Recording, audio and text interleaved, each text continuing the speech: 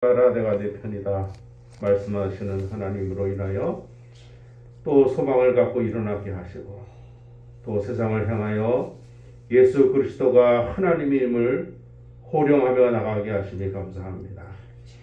하나님 아버지, 오늘도 우리를 새롭게 하시고 우리를 힘있게 하셔서 좌절과 낭망 안에 머물러 있는 것이 아니라 그 안에서라도 하나님께서 주시는 힘 가지고 다시 일어나 다름질하는 청년의 힘을 우리에게 허락하여 주옵소서.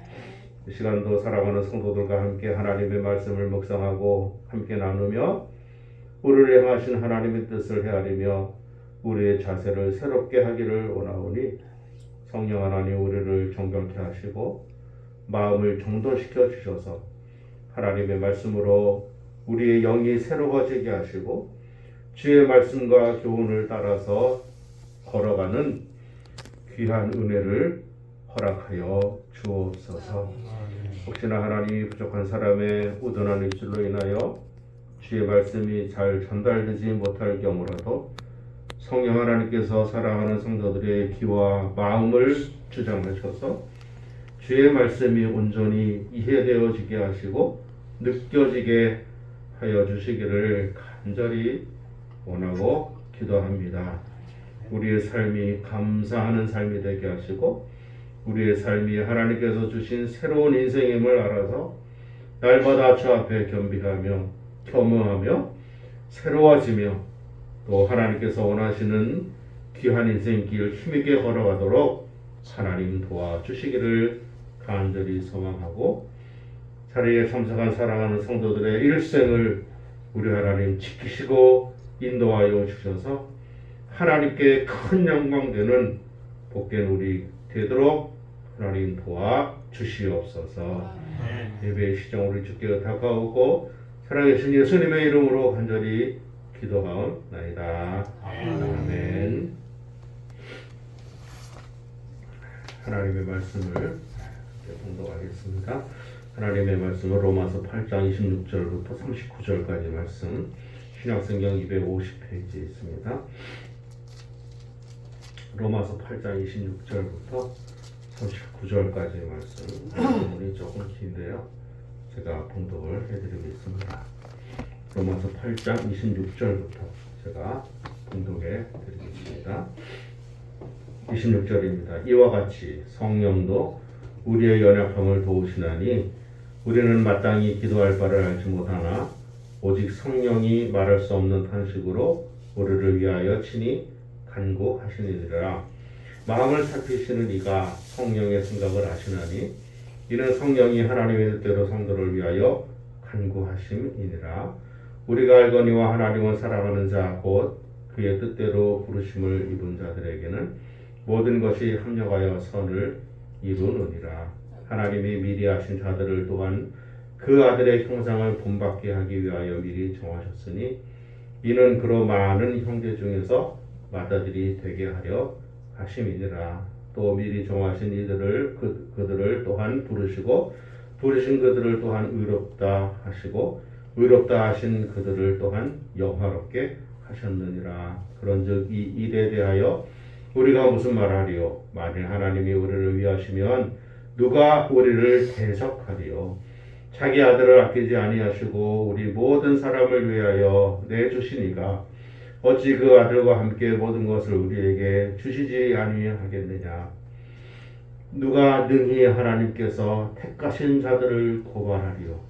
의롭다 하신 이는 하나님이시니 누가 정죄하리요? 죽으실 뿐 아니라 다시 살아나신 이는 그리스도 예수시니 그는 하나님 우편에 계신 자여 우리를 위하여 간구하시는 자시니라.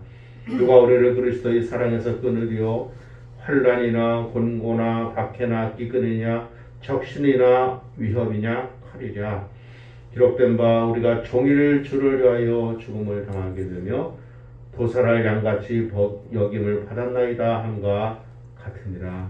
그러나 이 모든 일에 우리를 사랑하시는 이로 말미암아 우리가 넉넉히 이기느니라. 내가 확신하노니 사망이나 생명이나 천사들이나 권세자들이나 현재일이나 장래일이나 능력이나 높음이나 기품이나 다른 어떤 피조물이라도 우리를 우리 주 그리스도 예수 안에 있는 하나님의 사랑에서 끊을 수 없으리라. 아멘. 사랑합니다. 한 주간 또 평안하게 잘 지내셨죠? 사랑합니다.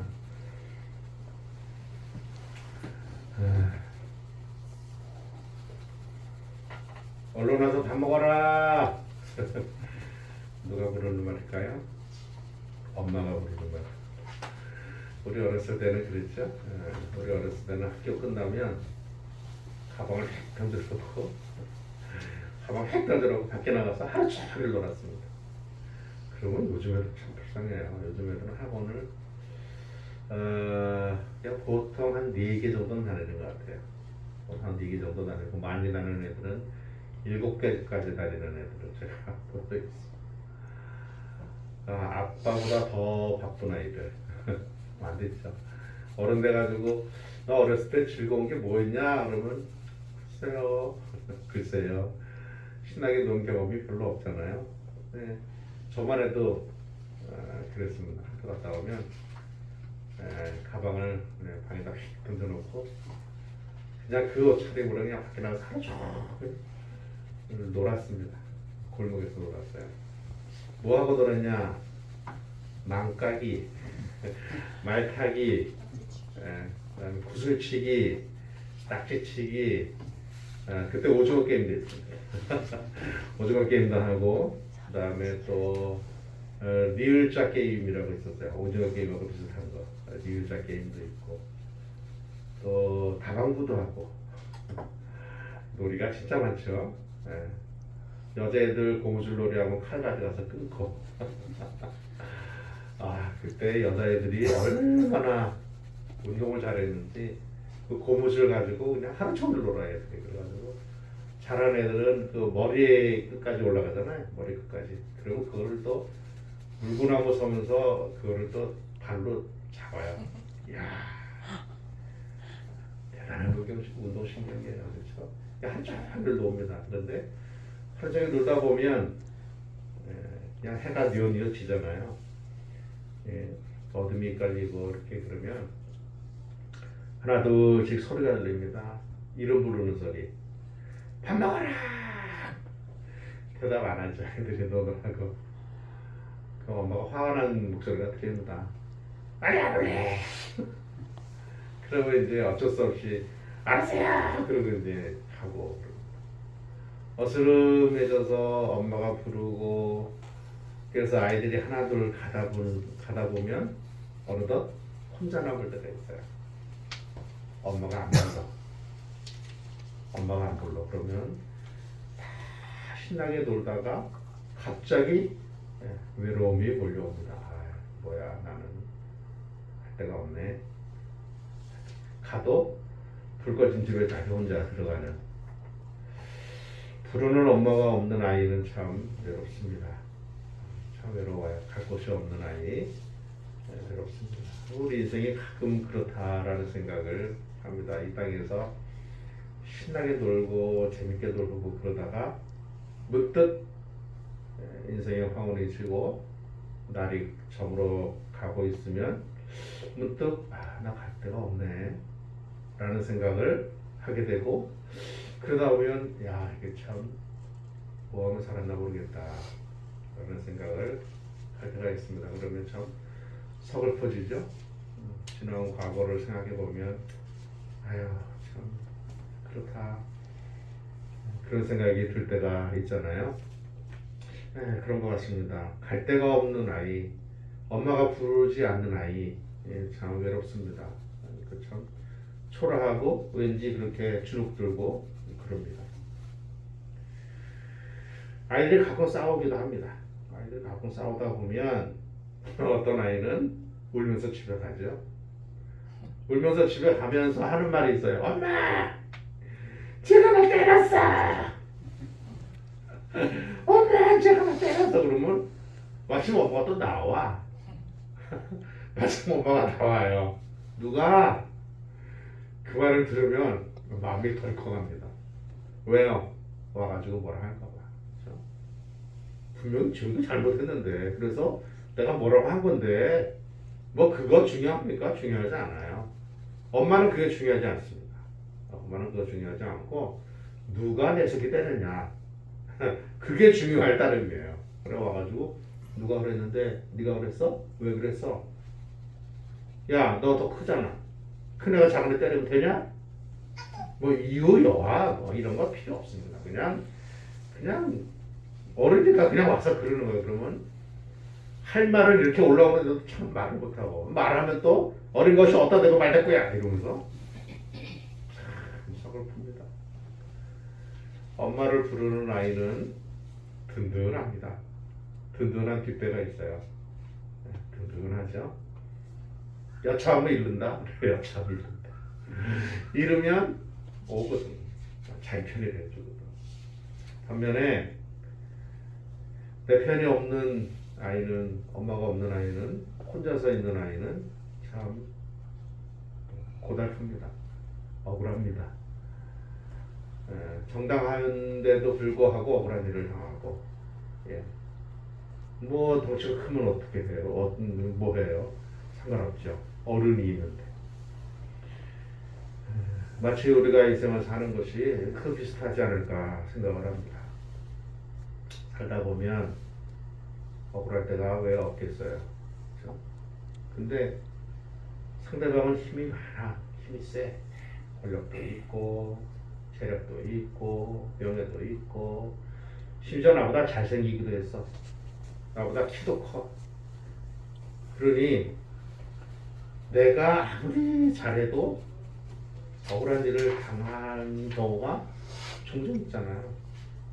그러면 참 서글퍼집니다. 아 이거 참 내 편이 없다는 게 이렇게 나를 좀 서글프게 하네. 우리 인생이 그런 인생이 가끔은 그런 경우에 처할 때가 가끔 있습니다. 아니면 뭐 어떤 때는 뭐 종종 처하죠. 종종 그런 것을 경험하고 그러다 보면 괜히 센치해지고 우울해지고 마음이 힘들어지고 아휴 나는 왜 맨날 이러냐 나는 왜 맨날 이렇게 할 수밖에 없나 그런 생각이 들 때도 있습니다. 로마서를 받아든 당시 로마에 있는 성도들이 그랬을 겁니다. 예수 믿는 게 뭐 나쁜 일이라고 내가 핍박을 받아야 되나 그런 생각을 왜 안 했겠어요? 그렇죠? 아니 예수님이 이웃을 미워하라고 하지 않고 이웃을 사랑하라고 그러는데 그렇죠?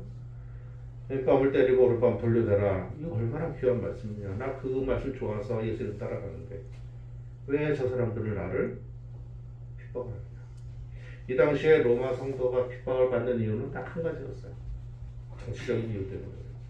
정치적인 이유. 로마가 황제가 지배하는 제국이었고 황제는 살아있는 신이라고 하던 시대였습니다.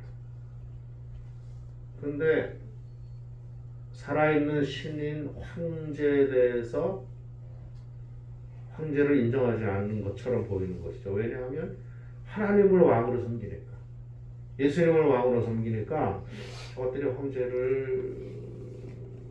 대해서 순종하지 않는구나 라고 생각을 한 것이죠. 그리고 정치적으로 어려운 일이 있거나 그럴 때에 무언가 희생양이 필요한데 그럴 때 저 예수 믿는 사람들 아주 딱 끼었거든. 황제 숭배도 안 한다 그래. 그러니 저것들이 지금 이러이러해서 이렇게 지금 우리가 복잡하고 어렵다. 동태기를 씌우는 거죠. 희생양을 만드는 거야. 그래가지고 많은 성도들이 핍박을 당했어요. 우리가 잘 아는 대로 콜로세움이라고 하는 원형 경기장에 몰아넣고 사자에게 쫓기기도 하고 며칠을 굶긴 사자를 같이 풀어놓기도 하고 또는 십자가 틀에 세워놓고 아래다가 나무 장작대기로 해서 불을 태우기도 하고 뭐 이루 말할 수 없는 그런 박해를 가했습니다. 그리고 예수 믿는 것이라고 걸리면은 재산을 다 올려하고 지방으로 쫓기고 뭐 생이별을 시키고 우리가 말할 수 없는 박해와 공고함을 당했습니다. 로마서를 받아든 초대교회 성도들이 그랬단 말이에요. 그때 무슨 생각을 했을까요? 정말 하나님은 내 편이냐? 정말 하나님이 우리를 위하시는 거냐? 라는 생각을 충분히 할 수도 있었을 것 같습니다. 그것을 오늘 우리에게 적용을 시켜본다면 우리도 가끔 그럴 때가 있잖아요. 정말 하나님은 내 편이신가? 정말 하나님 나를 위하시나? 내가 이 길을 가는 것이 정말 옳은가? 그런 생각을 할 때가 있습니다. 그 사람이라면 그런 생각을 하는 것이 어떻게 보면 당연하고 자연스럽기도 합니다. 만약에 그런 생각을 드는 것 자체가 악한 죄다 이렇게 해버리면 너무너무 뻑뻑하죠. 너무너무 사는 게 힘들 것 같아요. 그러니까 우리는 사람이기 때문에 당연히 느낄 수 있는 감정도 있는데 문제는 그런 감정이 들 때, 그런 생각이 들 때 우리가 그걸 어떻게 관리하느냐, 어떻게 그것을 극복하고 나가느냐, 이것이 중요하잖아요. 그래서 오늘 본문을 통해서 로마 시대의 그 혼란과 핍박 가운데, 박해 가운데 처해져 있던 성도들을 생각을 하면서 그들이 느꼈던 그런 감정과 마음을 우리도 한번 느껴보고 우리가 느끼는 이 감정과 이거를 우리가 어떻게 관리하고 처리할 것이냐, 하나님께서 우리에게 어떻게 말씀하시는가를 돌아보면서 은혜를 함께 나누었으면 합니다. 오늘 본문에 보니까 바울이 로마에 있는 성도들에게 쓴 편지입니다. 그것이 로마서인데요. 여기에 보면 물론 다른 말씀도 많이 있지만 한 세 가지 정도의 본문을 정리할 수 있을 것 같아요. 첫 번째로는 하나님이 우리를 위하시는데 어떻게 하시느냐. 첫 번째로 성령이 도우신다 이렇게 말씀합니다. 성령이 도우신다. 이게 참 은혜입니다. 성령이 우리를 도우신다. 성령이 말할 수 없는 탄식을 위해서 기도하신다. 성령 하나님께서 우리 속에 계셔가지고 어떻게든지 우리를 도우시려고 애쓰신다. 이게 은혜인 줄 알았어요. 여러분, 우리가 세상을 사는데 우리의 지혜로 살 수 있을까요? 또 생각을 해보면, 여러분 과거를 가만히 생각을 해보세요. 생각을 해보면 위기의 순간에 우리가 그 어떤 결정을 해야 될 때가 있었잖아요. 중요한 순간에 내가 어떤 결정을 할 때가 있었잖아요. 그때 가만히 생각을 해보면 내가 까딱하면 잘못 선택을 할 수도 있었는데, 까딱하면 마치 칼날위에 서 있었던 것 같은 그런 과거 있었는데, 그때 내가 이쪽 거 선택 안 하고 이쪽 거 선택을 해서 내가 여기까지 살 수 있었던 거, 이게 하나님의 은혜구나. 그런 생각을 여러분 한 적이 혹시 없으셨나 모르겠어요. 저는 그런 경험이 있어요. 그때 그래도 최악의 것을 선택하지 않고 다른 것을 선택할 수 있었던 것은 지금 생각하면 내 지혜가 아니었던 거예요. 우리의 마음을, 우리의 생각을, 우리의 선택을 관리하시는 분이 계셔요. 그거를 이렇게 지지하고 격려하고 돕는 분이 있단 말이에요. 그분 때문에, 보이지 않는 그분 때문에 내가 최악의 것은 선택하지 않았다는 거예요. 최악의 것. 까딱하면 난 그거 선택할 수 있었어요. 내 욕심의 쾌락 때문에 선택을 할 수 있었고, 나의 어떤 그 명예 때문에 선택을 할 수도 있었고, 나의 어떤 유익 때문에 달콤한 그걸 선택할 수 있었어요. 그런데 만약 내가 그것 선택했다면 지금쯤 내가 아마 하나님 곁을 떠나서 멀리 갔더니 멀리 갔을 거다. 그거 생각하면 아찔하다. 저는 그런 생각을 가끔 할 때가 있어요. 성령 하나님이 도우시기 때문이잖아요. 도우시기 때문에. 주님께서 우리에게 약속을 하셨어요. 내가 가면 나 대신에 성령을 보내겠다. 보혜사 성령을 보내겠다. 너희를 위하여 말하시는 분. 보혜사라는 뜻이 대언자 혹은 변호사라는 뜻도 있거든요.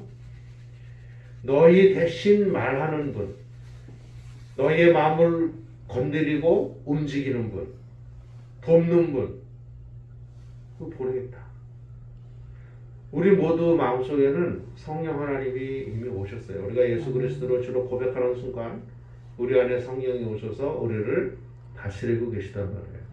우리가 때때로 우리의 본성과 우리의 욕심과 우리의 불신앙이 우리의 속에 있는 그 찌꺼기가 확 올라와가지고 성령 하나님의 활동과 사역을 다소 이렇게 또 억제하고 그래서 내 본성이 드러날 때도 있긴 하지만 그러나 성령 하나님은 여전히 우리 안에 계십니다. 우리가 예수 그리스도를 주로 고백해서 성령 하나님이 우리 안에 들어오신 이상 그 성령 하나님은 떠나지 않고 여전히 계셔요. 여전히 계셔. 근데 그 성령 하나님이 우리를 도우신다는 거예요. 하나님께서 우리를 위하신다라고 할 때 그 위하신다는 뜻은 첫 번째로 성령이 도우신다는 의미입니다. 그러니까 우리가 혼자가 아니잖아요.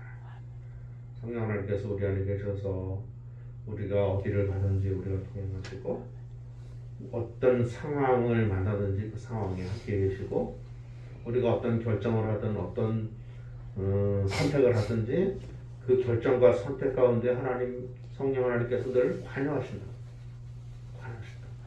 그러니까 우리가 할 일은 뭐예요? 성령 하나님 내가 어떻게 하면 좋겠습니까? 깊이 묵상하고 기도하고 우리의 신앙적인 양심에 이렇게 느껴지는 성령의 감동을 따라서 행동하는 거예요. 그것이 우리가 성령 하나님은 여전히 우리 안에서 움직이고 계시거든요.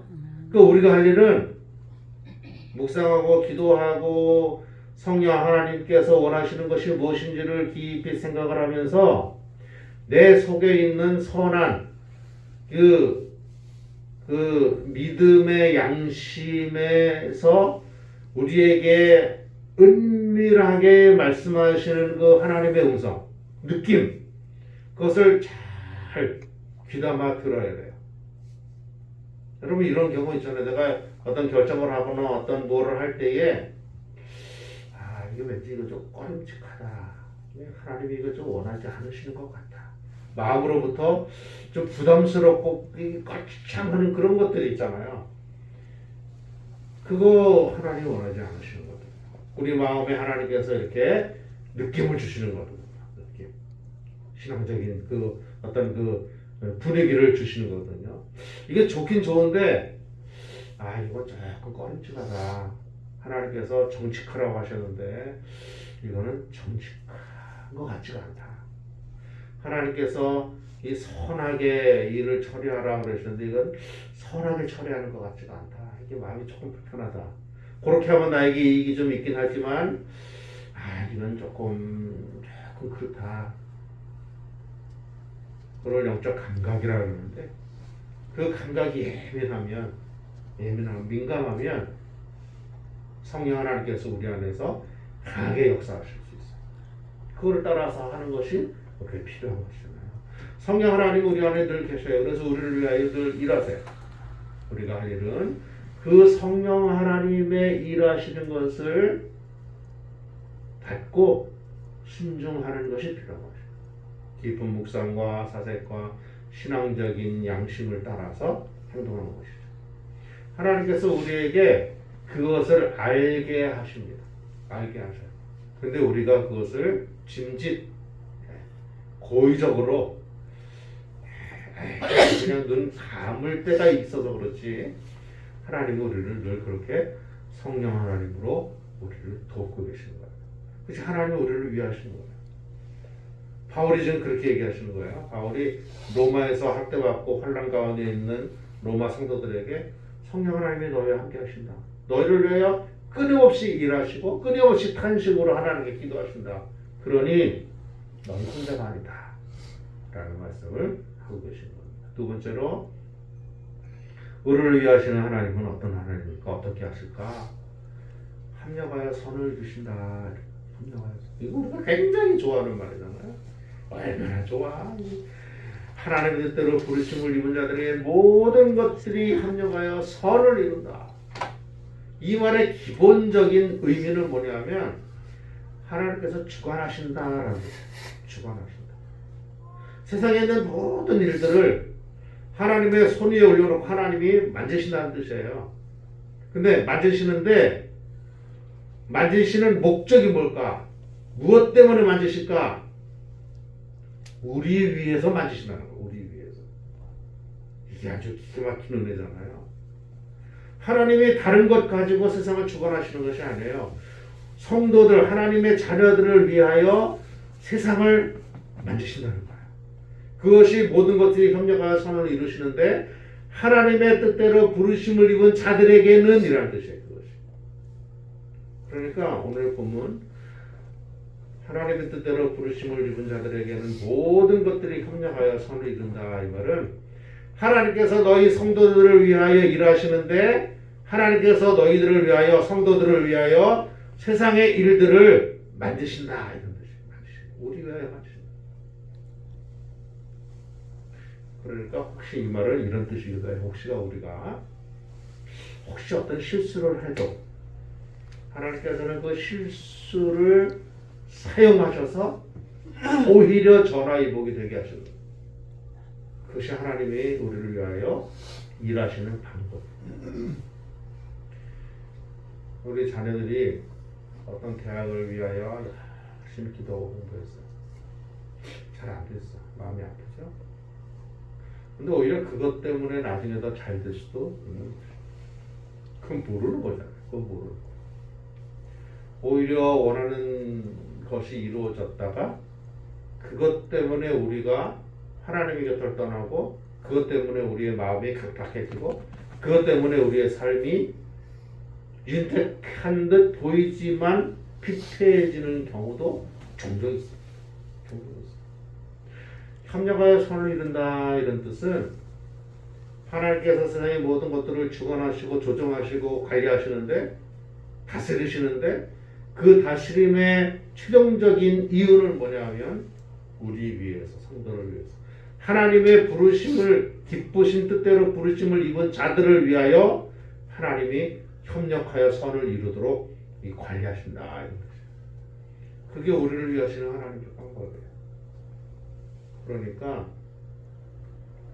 비록 우리가 지금은 내가 원하는 것이 혹시나 이루어지지 않고 내가 원하는 직장이 아니고 내가 원하지 않는 어떤 상황이 발생되고 사회가 변하고 뭐 그런다 그래도 요즘에 막 대출금리도 올라가고 뭐 집값 떨어지고 그러잖아요.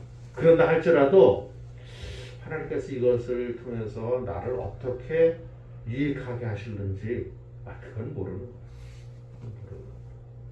세상에 있는 모든 상황들이 하나님이 관리하시는 것 가운데 있다면 그리고 세상의 것들을 관리하시는 이유가 하나님의 사랑을 받은 부르심을 입은 우리 위해서라면 소망을 갖고 기대하는 것이죠. 그것이 우리가 할 일 아니겠어요? 하나님이 우리를 위하신다라고 하는 두 번째 뜻은 바로 그런 뜻입니다. 모든 것들이 협력하여 선을 이루고 모든 것들을 하나님이 주관하시는데 그 주관하시고 다스리시는 이유가 우리 위해서라. 우리 위해서 부르심을 입은 자들에게 부르심을 입은 자들에 위하여 협력하여 선을 이루시게 한다. 그러니까 우리 가운데 소망을 가질 필요가 있죠. 소망을 가질 필요가 있잖아요. 하나님이 우리를 위하시는데 누가 우리에게 뭐라고 하겠습니까? 세 번째로 우리를 위하시는 하나님, 세 번째 의미는 무슨 뜻일까요? 그것은요, 하나님이 다 주신다. 하나님이 다 주신다. 아끼지 않고 주신다. 아끼지 않고 주신다. 근데 아끼지 않고 주시는 근거가 있습니다. 어떤 근거? 가장 귀한 것을 이미 주셨기 때문에 나머지 것들은 그냥 보너스로 주시는 거예요. 나머지 것들은. 왜요? 오늘 본문에 보니까 바울이 이런 얘기를 해요. 하나님께서 그의 아끼시는 아들 독생자 예수 그리스도를 위하여 주셨는데 하물며 다른 것일까 보냐. 다른 것일까 보냐. 하물며 다른 것이야 말할 필요 없다. 말할 필요 없다.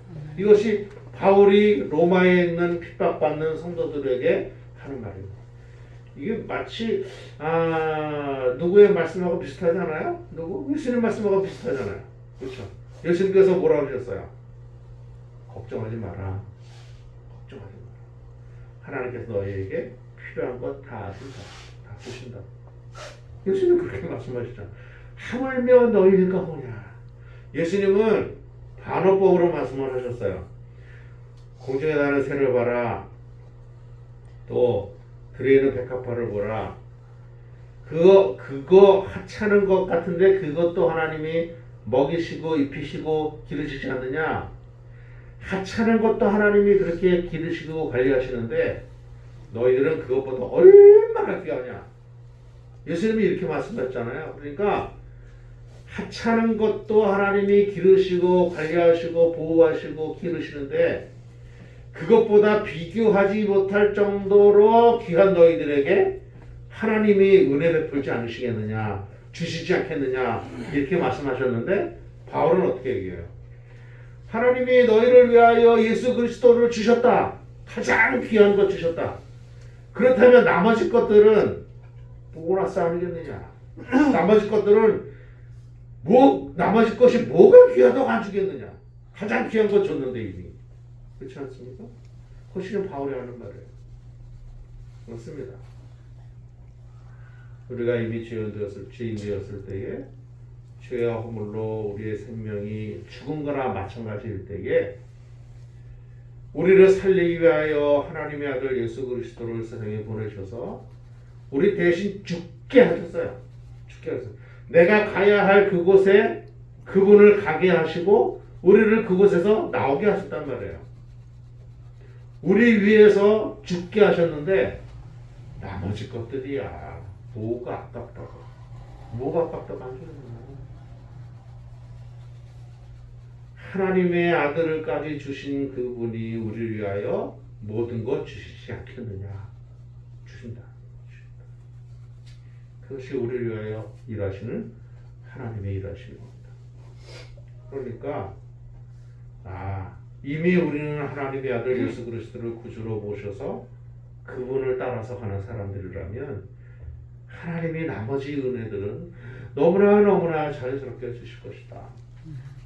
그렇게 믿는 믿음이 우리에게 필요합니다. 사랑하는 성도 여러분, 우리가 세상을 살다 보면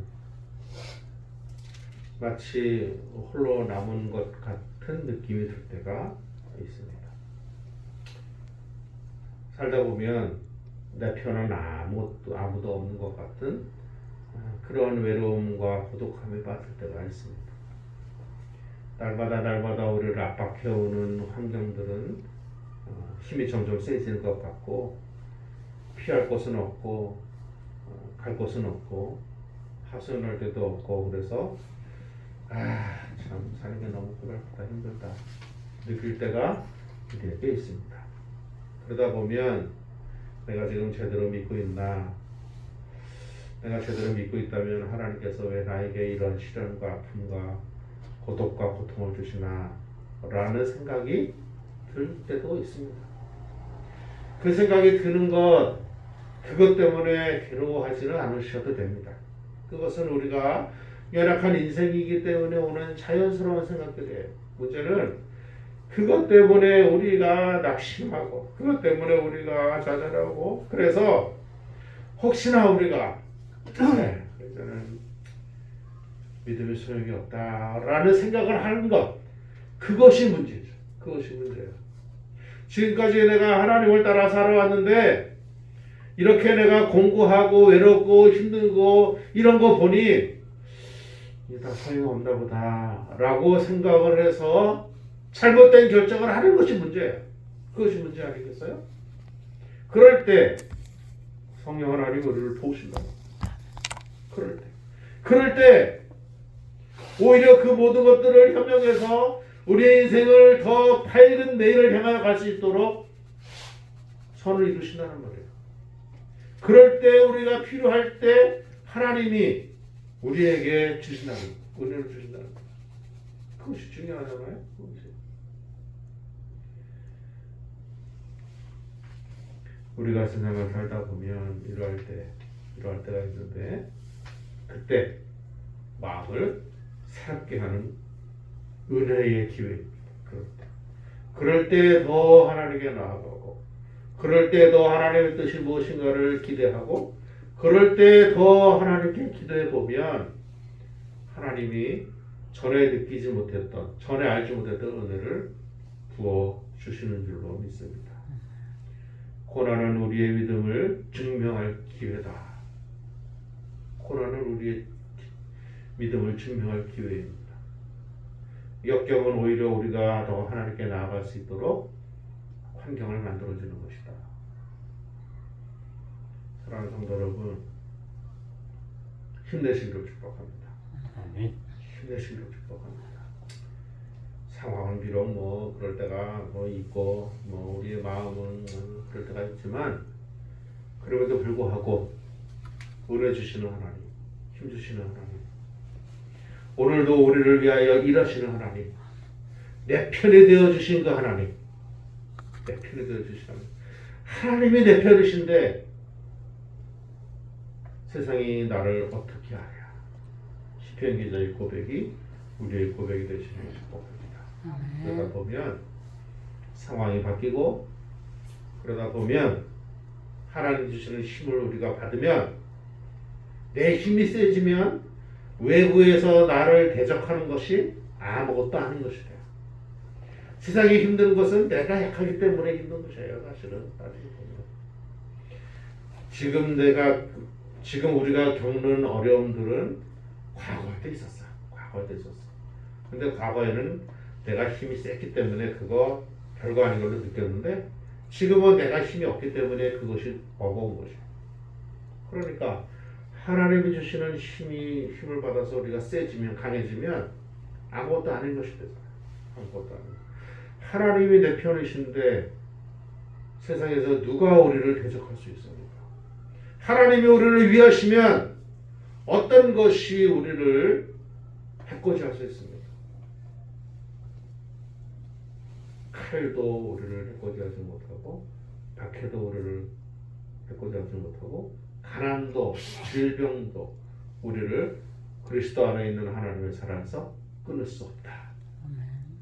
사랑하는 성도 여러분, 또 한 주간 그리스도의 사랑 안에 거하면서, 하나님의 은혜 안에 거하면서 우리를 위하여 일하시는 하나님을 경험하고, 우리를 위해서 오늘도 우리 안에서 역사하시는 그 하나님으로 인하여 또 새롭게 승리의 노래를 부르는 복된 한 주간 되시기를 주의 이름으로 축복합니다. 아멘. 하나님 아버지, 말씀 주셔서 감사합니다. 우리 위하시는 하나님, 우리를 위해 오늘도 일하시는 하나님, 그 하나님을 신뢰합니다. 그 하나님을 바라봅니다. 내 편 되어 주신 그 하나님, 우리를 새롭게 하시는 그 하나님, 그 하나님으로 인하여 오늘도 세상을 향하여 믿음의 호령을 하며 달려나가는 은혜 있게 하여 주옵소서. 예수님 이름으로 축복하며 기도하옵나이다. 아멘. 찬송 54장 부르시면서 드린 예물 하나님께 영원합니다.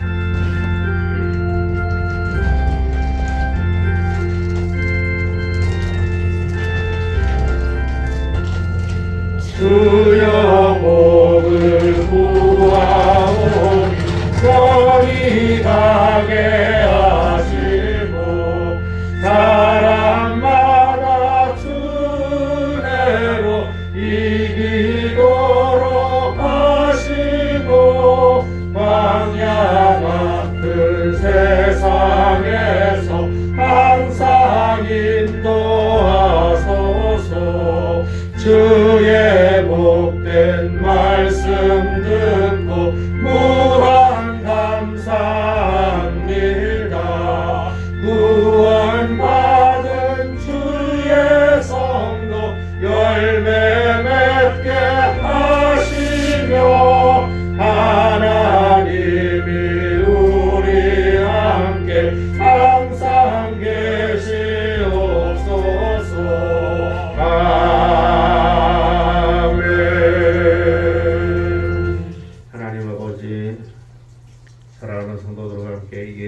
하셔서 감사합니다.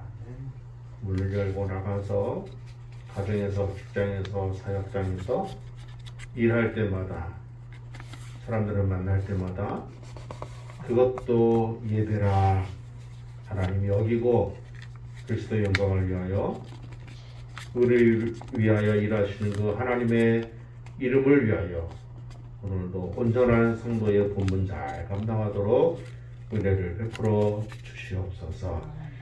사랑하는 성도들이 하나님 앞에 나올 때에 우리의 각자 받은 은혜대로 감사의 마음을 담아서 하나님께 봉헌합니다. 드린 예물을 하나님 기억하시고 축복하셔서 드린 예물이 복되게 하시고, 특별히 드려져서 비워진 지갑과 공간에 하나님께서 채워주셔서 더 큰 하나님의 은혜와 하나님의 복으로 하나님 충만케 하여 주시옵소서.